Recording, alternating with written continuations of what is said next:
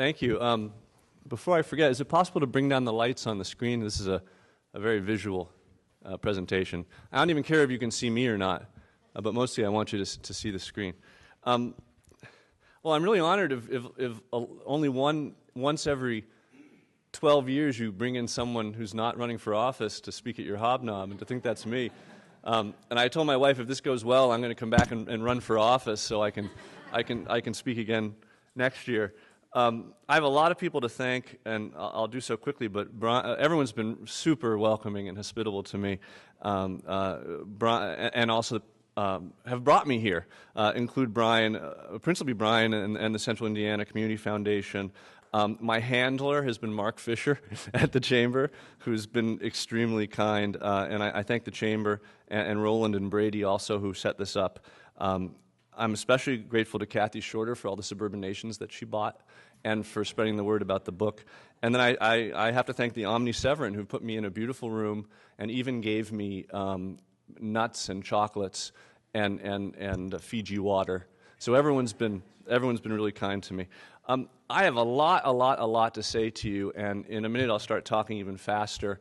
I was telling Roland over lunch that I make an effort to overestimate, or at least I feel that most speakers underestimate their audiences, both in terms of how much information they can process, but also in terms of their ability to take what they hear and apply it to their own circumstances. So I'm going to speak to you about not what you know or about your city, which I don't know, but about what I know, which is planning.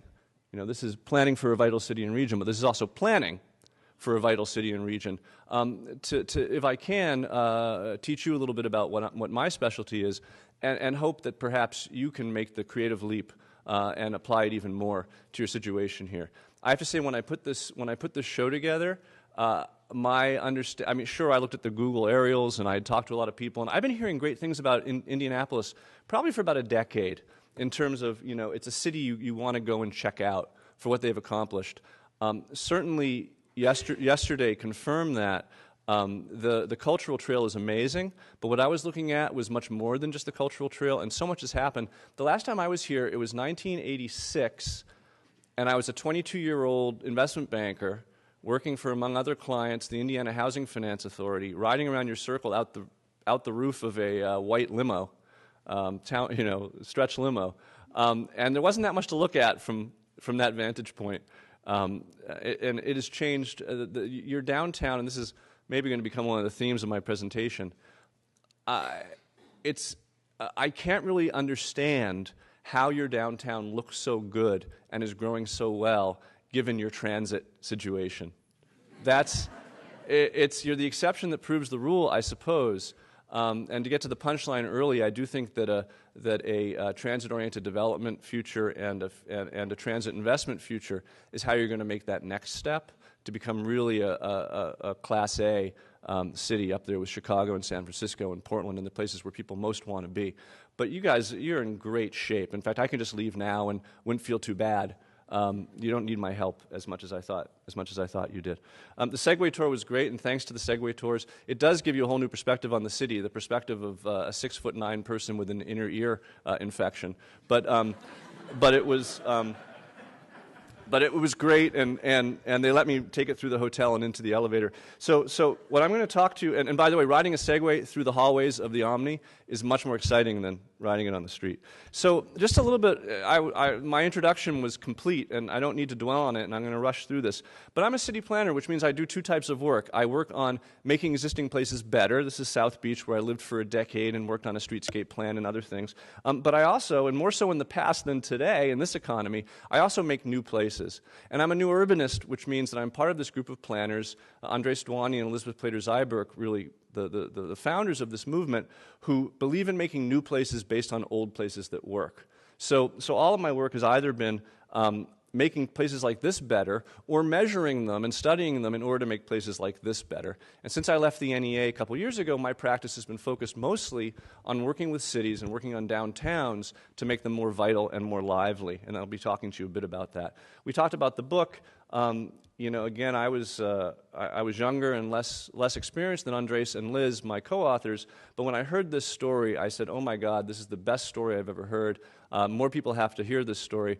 And I do hope that that some of you who put it this way, if you enjoy what I have to say, I'm only telling you just the tip of the iceberg. And if you want to learn more, there's this book, or write in your calendars on November 15th. To get the new Smart Growth Manual, because that's when it's coming out, and that's also dealing with the issues I'll be talking about today.